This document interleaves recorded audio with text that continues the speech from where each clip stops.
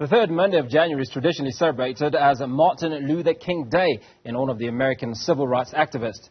The life of the King is not only celebrated in the United States, but in Canada and the Caribbean as well. And now this will happen in Johannesburg with a one-night performance at the Lesedi Theatre on January 15th. Let's unpack this further with Artistic Director, Joburg Lesedi Theatre's James Ngcobo. James, appreciate your time and welcome to Newzroom Afrika. Thank you so much, Hugo. Well, talk to us about what we can expect come January 15th. You know, Hugo, I've always said that as theatres, we are telling stories in a universal space. To just walk away from this myopic view of programming. And so this Dr. King birthday on the 15th, we're doing it for the first time at the Joburg Theatre to honor just an amazing, long, arduous journey of a man that when you read on him, there's a very beautiful collision that he has with this country. For an example, Chief Albert Luthuli and Dr. King were the first black people to be the recipients of the Nobel Peace Prize. And so I have put together just a lovely concoction of some of his iconic speeches. And I've looked at people who were composing music around his time. Some of them started composing music really as slaves, like Art Tatum. We've got Art Tatum, we've got Joe Sample, we've got Thelonious Monk, we've got Oscar Peterson, music by Sarah Vaughan, Jill Scott, one of the young ones, Liz Wright, also from the contemporary tapestry, and looking also at people that would have inspired Dr. King, the Harriet Tubmans, the Rosa Parks, and people who echoed him like Maya Angelou, like Margaret Walker. So it is really just a beautiful performance that is not treating Dr. King as a relic from the past.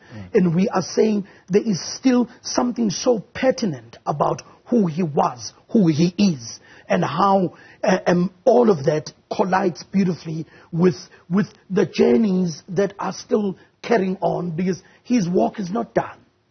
Well, James, Dr. Martin Luther King is most famous for his I Have a Dream speech. Now, outside of this dream, what else do we know about Dr. King that will be a part of this performance?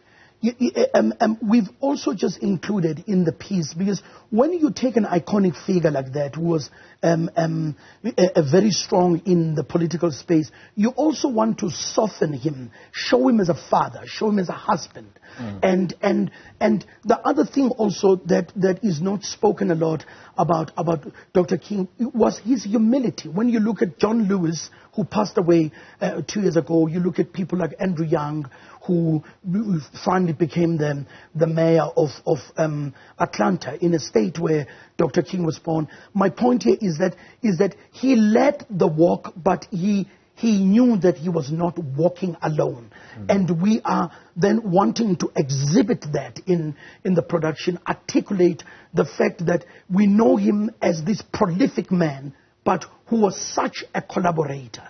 That, you know, I'm looking at Birmingham, at Selma, at stuff he did in Washington, and beautiful speech that he delivered around actually his last speech, which was the Vietnam speech before he was shot. And we've made a decision that we don't want to go to his dying. We're celebrating his birthday. We're celebrating his significance at that time and in and now. So I love what you asked, because there will definitely be some nuggets in the piece that will make an audience go, wow, I didn't know this about him. In my research, I even found a speech that he delivered about this country. Oh, wow. That is included in the piece. So as much what did he have to say about South Africa at that time? He was speaking really about the monster that we had at that time, and how volatile the country was. And this is after he met with Chief Albert Luthuli, and it was a great nod to the fact that the civil rights movement walked really together with the apartheid struggle, and And I've entertained also an idea of getting people from the academic space. Next year we have a professor who's coming from America and a professor from South Africa who will deliver academic papers about the similarities of the two walks. So he spoke so amazingly about what we were dealing with in South Africa, the degradation and the subjugation of the time, and a beautiful comparison that he was able to articulate in that speech, that as they walk in Alabama with the 4 little girls that were killed at the Baptist church, the Sharpeville was happening here. So he was really picking that, and I thought it would be such an amazing thing in the middle of this production to then show, because it's not one of his well-known speeches, but he delivered this speech at Stanford University. Now, let's talk about piecing this masterpiece, which I imagine it is, on the 15th. There must be other artists that you've pulled in order to make it possible. Anybody you care to talk about that will be part of this production? There is a young guy called Fana Shabalala, who is the recipient of the Standard Bank Young Artist Award for Dance. He is just one of the most amazing choreographers this country has ever produced. He does a lot of work overseas, and so I met with him as I was working on the piece and said I want his contribution to the piece using the body of dancers to be a symbolic way where we are representing the walk of the man. We've got Mdum Charlie, who is also one of the finest pianists that we have, and a guy called Jimmy Mwandu, who actually teaches at the University of New Jersey, and a beautiful young actor called Katlego Chale.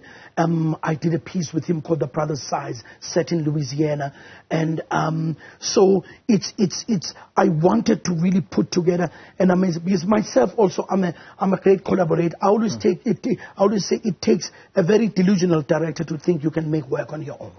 And I always look for the best to sit with them, and we make a work we can defend, work that we can be proud of. James Ngcobo, I appreciate your time this afternoon, and we were talking about artistic direction and the Martin Luther King, a one-night performance at the Lesedi Theatre on January 15th.